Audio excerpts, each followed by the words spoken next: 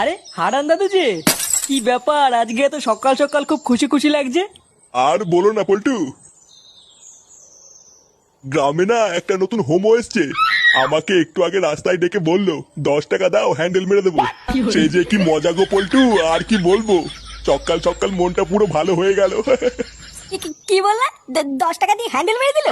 তা নয় তো আর কি বলছি গো ফুটো। তোমরা কিন্তু আবার এইসব কথা কাউকে বলো না, ঠিক আছে? এই না না দাদু, আমরা কাউকে বলবো না। লেওরা তুমি কাউকে বলো না। আচ্ছা আচ্ছা, ঠিক আছে ঠিক আছে।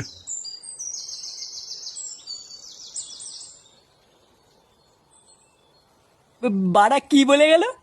গ্রামে একটা নতুন হোমো এসছে, 10 টাকা দিয়ে হ্যান্ডেল মেরে দিল? পল্টুদা, এটা ফুটো শালার কাজ না তো?